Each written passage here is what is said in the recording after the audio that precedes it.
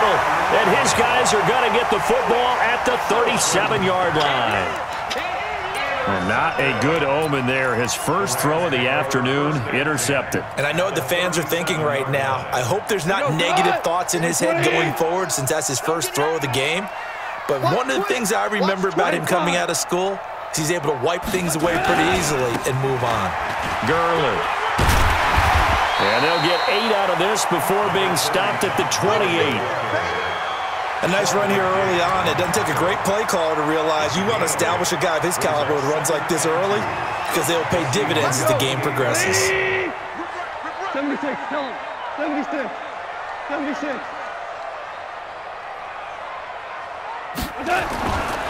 They try right side here. Gurley. And they move this all the way down to the 9. That burst good for 20 and a first down. That's his longest run of the first quarter. And, Charles, we talked before the game about them needing to establish the run game. They'll be looking for more of that. And they got to the perimeter. So that tells me that that's part of the game plan of what they want to get done today. So they'll have some complementary runs where he'll run it to the inside. But it appears that when they want the big yardage, they think they can get to the outside and make it happen. Out of the gun. Gone. He's going to dump it off to Gurley. They'll get this halfway home from the 8 to the 4 on a gain of 4. Nice job defensively to hold him to 4, and now it's 2nd and goal. Todd Gurley standing by his lonesome in the backfield here, 2nd and goal. Goff now looking to throw. And he is going to go down. Back at the 11-yard line. So the sack means it's 3rd and goal now from the 10. You can't stop me. Back to throw. Goff. Oh, the pressure too great, and he goes down once more. Jadeveon Clowney showing the explosiveness on the sack. We always talk about how teams are so competitively matched, and you just want to make those plays that give you an advantage. How about right here? The difference between letting them score a touchdown versus holding them to a field goal, that's absolutely huge with the play he just made. And you know he hated taking the loss there on 3rd down.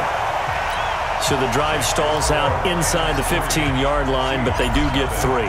And I've talked with enough players nowadays that when they have these types of kicks, that no one says to their guy, hey, that's just like making an extra point, piece of cake. Because the extra point is not a piece of cake anymore. But kicking a field goal from that distance, just give him confidence and let him knock it through.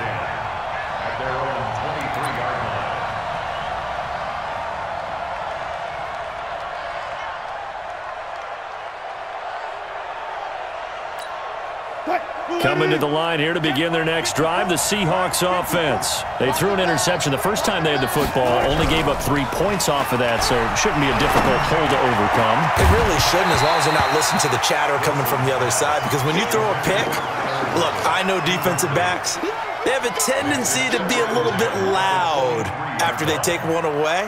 But they also have a tendency to gamble a little bit more, thinking they'll get a second one. Maybe they can take advantage of that with some double moves. Once again, they'll go from the 23-yard line on 2nd and 10. Wilson. That's complete to DK Metcalf. And he'll be taken down, but not before they work it across midfield. That goes for a gain of 31. So the line of scrimmage moves all the way across the 50 now as they come up 1st and 10. This is the Oklahoma State alum, Chris Carson. 2 yards on the pickup there. It'll be 2nd and 8. They tried a quick hitter inside, but that one was swallowed up because what they're hoping, those big defensive linemen will take the bait and move laterally and open up a crease that they can run through. Didn't happen on that play.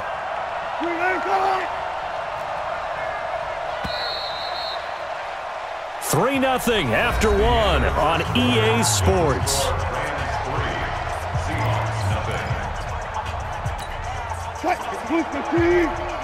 Check. One left. Hey, tight down. There you go. Switch.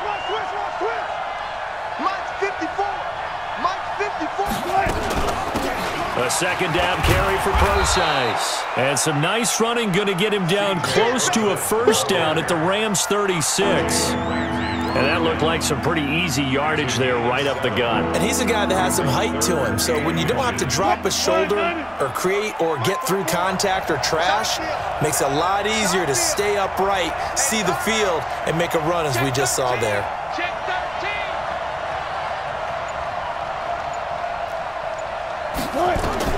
Wilson now to throw on third down. And this is caught by C.J. Procise. And all the way in, touchdown Seattle.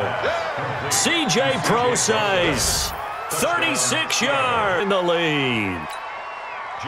Getting your back involved, what's the importance there in the passing game? Well, oftentimes you can create mismatches because who's going to cover him?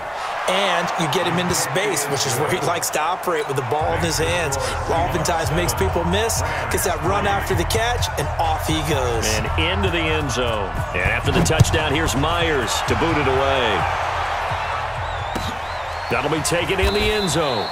And no run back here. This will be a touchback, and it comes out to the 25-yard line.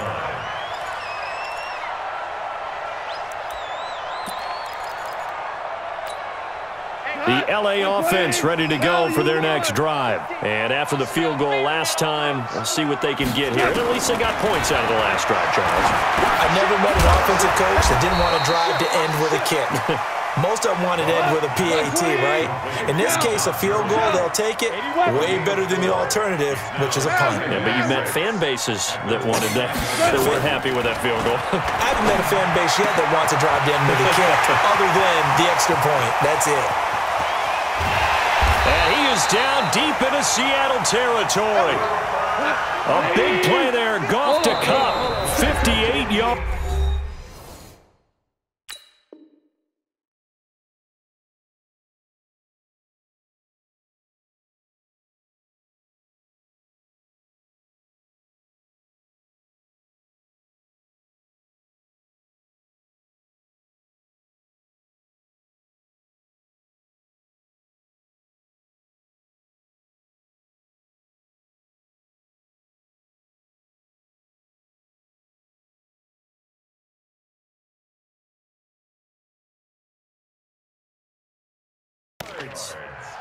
That's good for a Rams first down.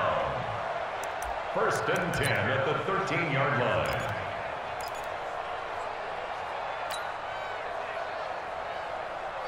This offense finding its legs now. Here's another 1st and 10.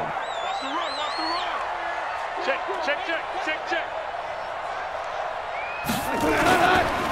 They'll try a handoff right with Gurley. And that one blown up quickly as he's going to be stopped before he could even get started. Different story this time around. We had that huge gain followed by a sizable loss here. He's got it. It's Higbee. Touchdown Rams. Tyler Higbee there to make the grab. And the Rams are going to jump back in front.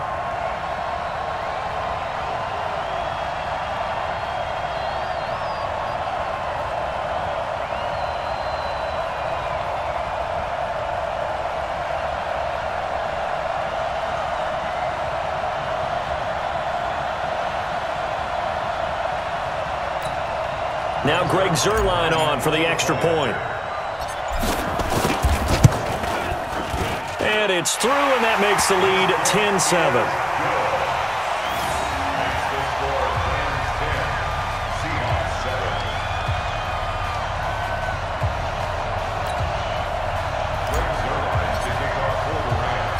Now after the touchdown, it's Zuerlein. He'll kick it away.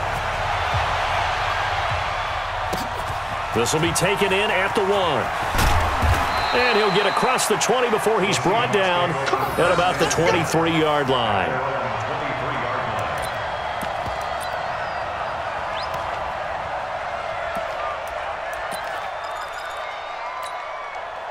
Coming to the line here to begin their next drive, the Seahawks offense. And they're hoping to redo their efforts in the last drive when they got into the end zone. And just think of what it's like now on the sideline, because when you score a touchdown, you have to go over and look at the tablet and see what you did on the last drive. When you scored points, it's a whole lot better view than when you're trying to figure out how to fix things there. On 2nd and 7, Wilson. This one into the hands of Metcalf. And he gets this one just shy of the 40. They'll mark him down at the 39. First down, Seattle on a pickup of 13. They'll throw on first down with Wilson. It won't be a sack, but it's no gain, and it brings up 2nd down. 2 minutes remaining in the first half, 10-7, our score.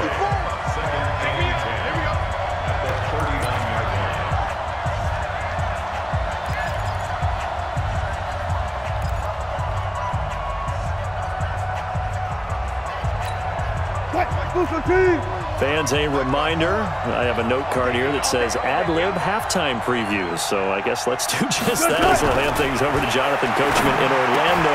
Into heavy traffic, and it's intercepted. Able to get there and pick it. You don't see this often. A quarterback of his caliber, 2 first-half interceptions. It's absolutely surprising because it happens so rarely. You're searching for what reason, what's going on out there. It's not just maybe the defense is playing well. Is his horoscope off? His biorhythms? What is it? You went horoscope on us, David. Well, I was thinking maybe REM sleep was off. I'm trying to come up with something. Anything, right? They'll try and push it in with Gurley. And he takes it across for a Rams touchdown. A 3-yard touchdown run. And the Rams tack on to their advantage. And they're able to run it in. It started with a battle in the trenches. They won there, and they got in for 6 points. And that's going to be a tough one for the defense to deal with. They've got to go to the bench now and figure out how we're going to slow down this running game, because on that particular play, they had no answer. Zerline good with a PAT, and his guys will take a 10-point lead.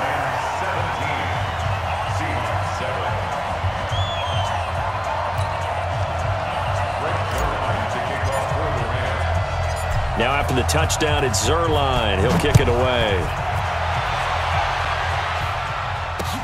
That'll be taken in the end zone. And the decision to bring it out, a good one, as he's up a yard or 2 shy of the 30.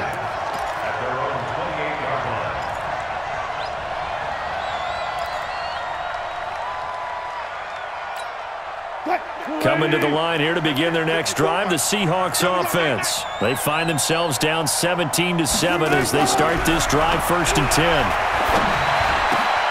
Now a throw right side taken in here to start this drive. And they get him down, but not before he takes it across the 40-yard line. First down, Seattle, 16 yards the game there. Here's Wilson. He'll find Metcalf. And he's going to get this all the way down inside the 35. 23 yards on the play. On first down, Wilson. This complete to Lockett. And down he goes, taking it inside the 10, just shy of the 5 at the 6. That'll be marked as a 27-yard pickup.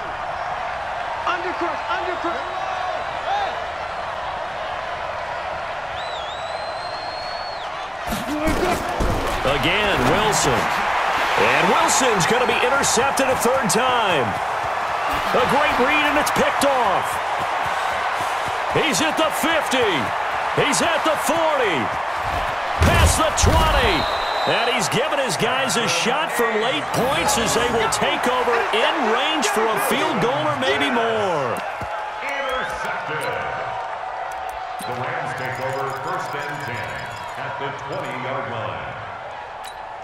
Mike goes to the 120. Hey, 76. 76. 76. Check Mike 54. Bravo. You must be dreaming. Chance. After the interception, here's Goff. He gets it to Cooks. And they corral him just a couple yards shy of the end zone. And with just 4 seconds left in this first half, a timeout call.